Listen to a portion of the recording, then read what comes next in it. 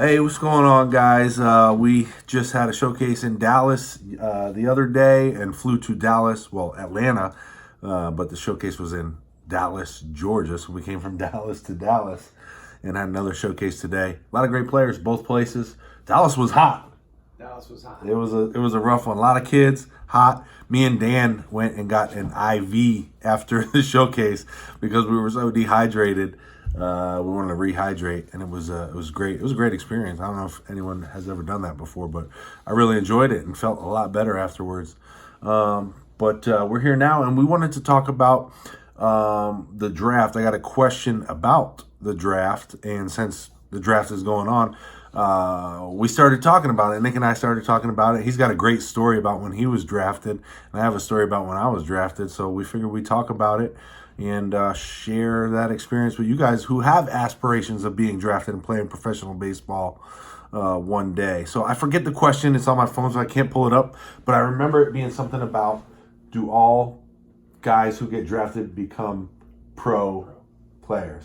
So I think that's probably the first misconception, right? It's like when you get drafted, you are a pro because you're being paid to play. And I think people get that mixed up with playing in the big leagues. People call playing pro playing in the big leagues, right? Yes. So what were you saying? Sometimes you hear? So I'll tell stories to guys, and they ask where I played, and I say, I played 7 seasons with the Brewers. And they said, oh, did you play in the minors or the majors? And I tell them I was in the minor leagues for 7 years.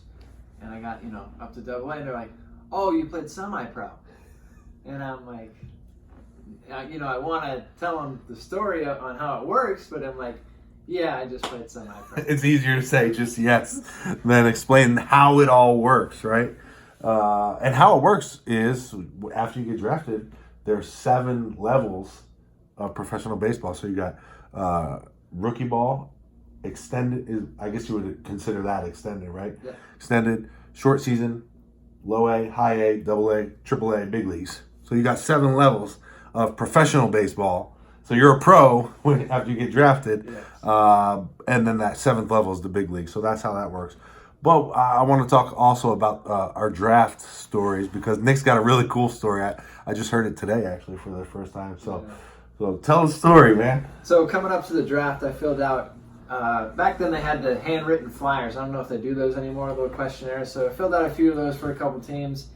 And ended up getting a call on the second day of the draft. Back then, they did the first couple rounds on the first day, and then they did up to the 30th round on the second day, and then they went rounds 31 through 50 on the third day.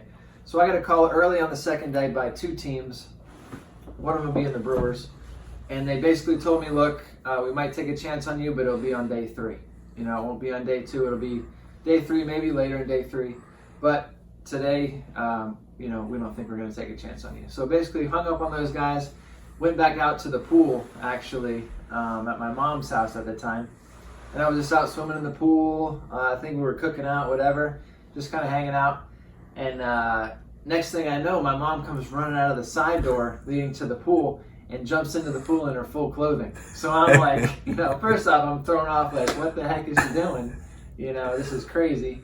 And she's like, Nick, you just got drafted by the Brewers in the 25th round. And I was just like blown away and kind of didn't believe her because I talked to them on the phone maybe an hour before.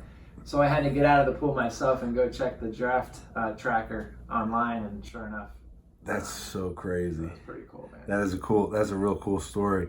What was like the feeling that you had? Can you remember like the feeling? I kind of went numb a little bit. And then I was like just in shock.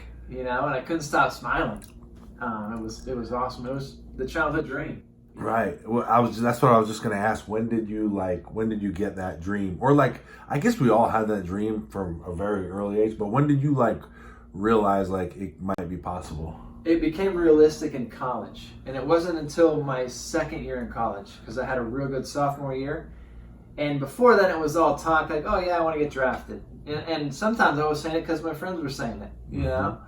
But then it became realistic after my sophomore year, and I started to see scouts, and then then I don't know, it made me a little nervous, to be honest. Taking in and out in front of these scouts that were standing right, beside the field.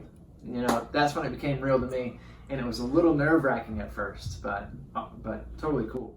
Yeah, it's crazy. I remember, having that dream for a long time, but in middle school, I went on a family vacation, and the adults asked us what we wanted to be when we grew up. And I said I wanted to be a professional baseball player or a professional basketball player. And I remember some of them were like, why don't you write down something realistic? Like, that you can look back on and say, oh, look, I really did this. And I was so confused. I was like, what do you mean? That's what I want to be, So I was really confused for a while on that, because that's all I wanted to do. And, I got into high school and did pretty well. And I thought I was going to get drafted my senior year of high school, my freshman year of college, my sophomore year of college. Every year I thought I was getting drafted, and I never got drafted. My junior year, I didn't think I was, because I was horrible. I was just bad that year. But my senior year, what happened was it was really one ball I took. We were doing PFPs, and the coach hit me, and I used to hide in the back of the line. Like, I was that guy, like, I didn't want to do it or get the least amount of reps so that I could not make a mistake. I was playing scared, basically, is what I was doing. And so I got up there and I fielded the ball and I airmailed it over the first baseman's head. And I just remember the feeling, like such a like a loser, man, just like playing scared, And I was like, I don't want to feel this way ever again on the baseball field. And it was my senior year. Like, this might be it. This might be my last shot. It was my last shot. Like, that was it, And so from that moment on, I decided I never wanted to feel that way again. And the rest of that year, every pitch I threw, everything I did was with full conviction, and I didn't care about what happened. And I literally went lights out. Like, I don't know what happened. I blacked out. I led the nation in ERA. I led the nation in holds. I won all kinds of awards. I still have records at Auburn in the SEC that are untouched. Yeah, it was like a blackout season. So I got drafted 8th round. I was driving home, and my advisor, did you have an advisor or an agent? So before the draft, you can't have an agent.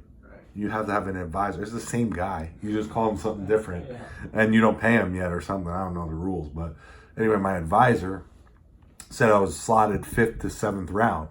So we had to have our exit meetings at Auburn with the coaches, and so I had to stay there the day of the draft. I think they wanted us to be there so like they could celebrate there and stuff, because we had a lot of guys that were getting drafted. I just wanted to get the hell home, so when I got drafted, I could be with my family, So I scheduled my exit meeting for like real early in the morning, and then hopped in the car and drove as fast as I could, getting home. And then I would check in every round. Like, my dad or my mom will call me, and they go, hey, the first round just ended, you didn't get drafted. And I'm like, oh, damn. That obviously I wasn't getting drafted in the first round, or at least the agent didn't say so. So it didn't bother me. 2nd round, 3rd round, 4th round. Then a couple of my teammates were getting drafted 3rd round, 4th round, 5th round. And I'm like, I should have got drafted before them, And then the 5th round comes. Now I'm in my slot time. 5th round comes, nothing. 6th round comes, nothing. And now I'm literally driving like 100 miles an hour to get home. I'm like, I'm getting mad, I'm getting anxious. And 7th round, nothing. I literally pull into the driveway. It's the 8th round. I pull into the driveway, nothing still. I walk inside. I'm not inside for more than 2 or 3 minutes. And my dad there was there. One of my friends was there. My mom was working. She was a waitress at the time. And literally 2 minutes in, they called my name on the. It was like over the computer, right? Yeah. And at least that's how it was when I was playing. Nick's a little younger than I, so he probably had a video or something. But and they called my name, and I just remember being like, dang, it was such a cool feeling. Just from going from in middle school and people saying like, why don't you do something more realistic, to like making that a reality, like that childhood dream and those. Man, it was crazy. And we just went and we ate. We went to where my mom was a waitress, and we went over there and we ate food and celebrated. It was really cool, man. So really just to close this video, I guess for anyone who has the aspirations of playing professional baseball, being drafted, I guess never give up, right? Never give up, work hard, man. You never know when it's your time. Never know. Well, we'll see you in the next video. Don't forget to check out the baseball box. If you don't know about the baseball box, it's thebaseballbox.com. I'll leave a link down below. And we love you guys. We'll talk to you tomorrow.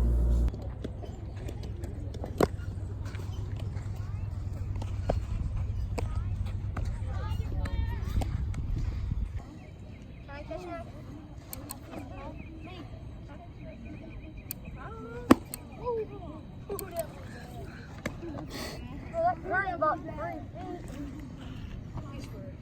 this is one of the most obvious words. Oh, so you're not gonna ball. Oh yeah. His freaking goes like this. So say it starts at that ball and no one cares. Last pitch, fastball. He goes to that one. I call next.